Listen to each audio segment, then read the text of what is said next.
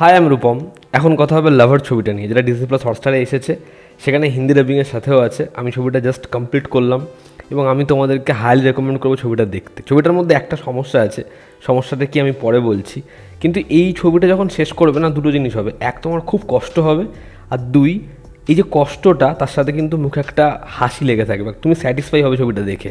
এবং সবথেকে যেটা ভালো করেছে ছবির পরিচালক, ছবিটা কিন্তু এই যে একটা ছেলে যে ভীষণ অ্যাগ্রেসিভ, যে মানে আলফা মেল যাকে বলে, মানে যেটা সন্দীপ রেড্ডি ভাঙ্গা তার ছবিতে করে থাকে, সেখানে একটা টক্সিসিটি রয়েছে। কিন্তু এখানে ছবির যে ফিমেল লিড, তার যে দিকটা দেখিয়েছে, কোথাও এমন মনে হয় না যে ছেলেটাকে এখানে বেশি বড় করে দেখিয়েছে। কারণ এখানে কিন্তু মেয়েটাকে এমন একটা জায়গা দিয়েছে না ছবিতে, যেখানে আমাদের মেয়েটার একটা পয়েন্টেও মেয়েটাকে ভিলেন মনে হয় না, মেয়েটাকে ভুল মনে হয় না। বরং ছবিটা যে জায়গায় শেষ হয়, সেখানে আমাদের মনে হয় যে না, এটাই সব থেকে দরকার ছিল। বিশ্বাস করো, ছবিটা তোমরা দেখো, তোমাদের ভালো লাগতে বাধ্য। এবং যারা ব্রেকআপের পর কোথাও একটা গিয়ে শুধুমাত্র নিজের দিকটাই দেখেছো, নিজের সাইডটাই দেখেছো, তারা হয়তো এই ছবিটার এন্ড পয়েন্টটায় গিয়ে উল্টো দিকের মানুষটার কথা একবারও ভাববে, যে হয়তো সেও সেখানে তারও একটা দিক ছিল। সেটাও হয়তো আমি আজকে রিয়েলাইজ করলাম এই ছবিটা দেখে। ছবিটা দেখে তোমার এটা মনে হবে। ছবির গল্পটা একটু করে বলবো। এখানে দুজন, যাদের 6 বছরের সম্পর্ক, কিন্তু এর মধ্যে বহুবার ব্রেকআপ হয়েছে, যেখানে ছেলেটার স্বপ্নের মধ্যে এই সম্পর্কটা কোথাও একটা কি তাকে হন্ট করে বেড়াচ্ছে। তার সবসময় মনে হয় তার গার্লফ্রেন্ড তাকে মিথ্যা বলছে, এবং ছোট্ট বা যে কোনো মিথ্যে সেটাকে সে খুব বড় ইস্যু বানায়। এবার মেয়েটা একটা টাইমের পরে মনে হয় এই সম্পর্কটা আর ওয়ার্কআউট করছে না, এবার দুজন কোথায় যাবে, এই নিয়ে ছবিটা। তোমরা জাস্ট ছবিটা দেখো, 2.5 ঘন্টার সিনেমা, তোমাদের মন ছুঁয়ে যাবে। ছবির পজিটিভ দিক, নেগেটিভ দিক, আমার কাছে ছবির জন্য একটাই নেগেটিভ দিক আছে, আমি বলে দিই। ছবিটার ফার্স্ট হাফের মধ্যে এমন বহু জায়গা রয়েছে যেখানে পুরোপুরি কবির সিংয়ের ছাপ রয়েছে। ইভেন যখন ও স্কুটি নিয়ে আসে, যেরকম ক্লোজ শট, যেরকমভাবে সেটাকে ট্রিট করা হয়েছে, ওকে একজন অফার দেয় যে তুই আমার কোম্পানিতে জয়েন করতে পারিস, সেখানে ওই ওয়ানা ওয়াও ওয়াও যেরকম কবির সিংয়ে বেজেছিল, ওরকম একটা ডিডি ঢিং ঢিং এরকম একটা বিট পড়লো। ওই যে স্ট্রোক পড়লো, তুমি বুঝে গেলে যে পরিচালক এই সিকোয়েন্সটাকে ওভাবেই রেখেছে। ছবির কিছু জায়গা আছে যেখানে ক্যারেক্টারটা ভীষণ টক্সিসিটি করে, ঠিক আছে, এবং খুব টক্সিক পরিচালক সেটা দেখাতে চেয়েছে। এবার যতক্ষণ না ছবির এন্ডটা আসছে, এন্ডটা সবার কাছে কীরকমভাবে ইন্টারপ্রিট হবে সেটাও একটা প্রশ্ন। যদি সেই এন্ডটা সবাই না উপলব্ধি করতে পারে, তাহলে সেখানে কিন্তু তার মনে হবে যে ছেলেটা ভুল কিছু করেনি, ঠিক আছে। এবার সেটা একটু সমস্যা। যদি ছবির পজিটিভ দিকে আসি, কারণ ছবির মধ্যে অনেকগুলো পজিটিভ দিক রয়েছে। প্রথম হচ্ছে ডিরেক্টরের এই যে ছবিটাকে এরকম একটা এন্ডে শেষ করা।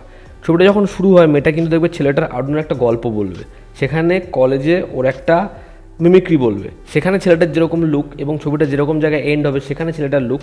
এখানে হচ্ছে ছেলেটা জীবনে দুটো পোর্শন যেখানে ছেলেটা স্থির হলো। ছেলেটার যে ক্যাফে, সেটার নাম হচ্ছে ওয়েভ। এখানে এই সমুদ্রটার সাথে, এই যে ট্রিপটার সাথে কী তুলনা করা হলো, এটাকে এত সুন্দর করে ছবিতে জাস্টিফাই করেছে, আমার হেভি লেগেছে। দ্বিতীয় হচ্ছে, মেয়েটা একটা সংলাপ বলবে যে তুমি তোমার মাকে কখনো বলবে যে বাবাকে আরও একটা সুযোগ দিতে, তাহলে আমাকে কেন বলছো। ওই যে পয়েন্টটা, দুজনের একদম শেষ জায়গাটা, যখন বৃষ্টি হচ্ছে, মেয়েটা ভাঙছে, একদম লাস্টের যে পোর্শন, যখন ও মেয়েটাকে ওই ডিজার্টটা দেবে, ঠিক আছে, যে এটা আমার পক্ষ থেকে, ওই জায়গাটা, এবং আগেও বানিয়েছে। এরকম ছবিতে কয়েকটা জেনুইন পোর্শন রয়েছে যেগুলো টাচ করে যায়। এবং সব থেকে যেটা পরিচালকের ভালো দিক, ছবিতে প্রোটাগনিস্ট ছেলে হোক বা মেয়ে, যেই হোক, ছবিটা কিন্তু এন্ডে গিয়ে কারো পক্ষ নেয় না। যে ছেলেটা যা যা জিনিসপত্রগুলো করলো, সেগুলোর মধ্যে টক্সিক দিক ছিল, এটা যেমন একটা দিক। ছেলেটা ইম্যাচিওর ছিল। দ্বিতীয়, ছেলেটা মেয়েটাকে ভীষণ ভালোবাসতো, পাগলের মতো ভালোবাসতো, একটা উদাহরণ ওকে পুরো বদলালো। দ্বিতীয় কথা হচ্ছে, মেয়েটার একটা দিক, একটা স্টেটমেন্ট এমন ছিল না যেখানে মেয়েটাকে ভুল প্রমাণ করা যায়। আমাদের এখানে ম্যাক্সিমাম তুমি পরিচালক দেখো, হইচইয়ের মতো কাজ দেখো, যেখানে সব ছেলেরা খারাপ। এই ফেক ফেমিনিজম আমার একদম পোষায় না। অপরদিকে কিছু পরিচালক আছে, কিছু আলফা মেল রয়েছে, যেখানে সব মেয়েরা খারাপ, এরা মেয়েদের সাথে যা ইচ্ছে তাই করতে পারে, এবং যে কোনো পয়েন্টে মেয়েগুলোকে এটা মেনে নিতে হবে। এই দুটো জিনিসকে ডাস্টবিনে ফেলো। এই ছবিটা সেটাই দেখাচ্ছে, এত জেনুইনভাবে দেখাচ্ছে, যেটা সত্যি হার্ট টাচ করে। ছবির ব্যাকগ্রাউন্ড স্কোর, ছবির শর্ট টেকিং খুব ভালো, এবং এই ছবিটার মধ্যে কিছু হিউমারের পোর্শন রয়েছে যেটা হালকা, তবে সেটা ভালো। তৃতীয় হচ্ছে, এই ছবির ড্রামা এবং ইমোশনাল সিন, যেটা ভীষণ ভীষণ ইম্প্যাক্ট ফেলে। ছেলেটার লুকের মধ্যে যেরকম পরিবর্তন, ছেলেটার অ্যাটিটিউড যেরকম, ছেলেটার যেরকম দাড়ি, ছেলেটার যেরকম এক্সপ্রেশন, ছেলেটাকে যেরকমভাবে ছবিতে ট্রিট করেছে, আমি বললাম এই লুকটা কিন্তু খুব ইম্পর্টেন্ট ছবির ক্ষেত্রে। এবং এই যে ওরা সেখানে গেল, সেখানে একটা রুমেও রইলো, মেয়েটার সাথে থাকতে চাইছে, আলাদা রুম নেওয়ার ওর টাকা নেই, একটা মিথ্যে এ বলেছে, একটা মিথ্যে ও বলেছে, এই সমুদ্রের ধারে যখন দুজন দাঁড়াচ্ছে, যখন রাত হচ্ছে, যখন সকাল হচ্ছে, নতুন আরম্ভ, এই ছেলেটাকে যখন আরেকজন ছবি দেখাচ্ছে, এই ভ্লগ নিয়ে ও স্টেটমেন্ট দিচ্ছে, মেয়েটাকেও বলছে তুমি অনেক বদলে গেছো, মেয়েটা বলছে আমি এরকমই ছিলাম।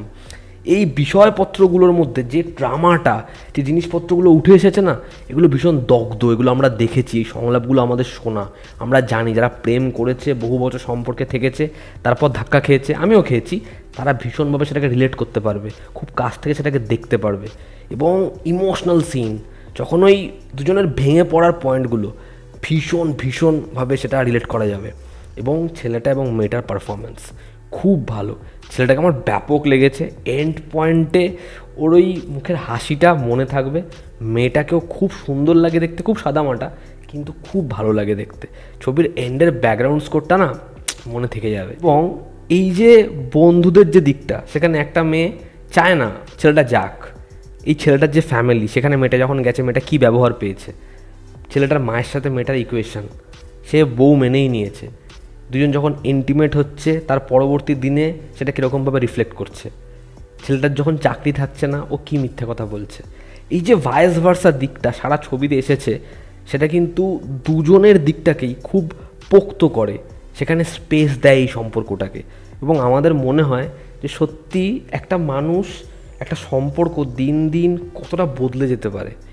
যখন ছবিটা শুরু হবে দেখবে মেয়েটা ছেলেটার সম্পর্কে বলবে, ওই টাইমে দাঁড়িয়ে ও বলছে, কিন্তু তার 5 মিনিট পর কি ঘটছে, সমস্যাটা কেন হচ্ছে। তো একটা মানুষ প্রতিনিয়ত বদলাচ্ছে, একটা সম্পর্ক প্রতিনিয়ত বদলাচ্ছে। ওভারঅল লাভার সিনেমাটা আমার মনে হয় তোমাদের প্রত্যেকের দেখা উচিত। প্রথমে অনেক কিছু হবে যেগুলো খুব জানা, এরকম জিনিস কেন, এরকম মনে হতে থাকবে। ছবির এন্ডে গিয়ে ছবিটা তোমার মুখে একটা হাসি আনবে। ছবিটা দেখো, এটা একটা ম্যাচিওর লাভ স্টোরি, এই ছবিটা সবার দেখা উচিত। এই ছিল আমার রিয়াকশান লাভার ছবিটা নিয়ে। যারা দেখেছো তোমাদের কেমন লেগেছে জানিও, জনতা আমাদের পাশে আছে। Love you all, stop bye, take care, আবার দেখা হচ্ছে।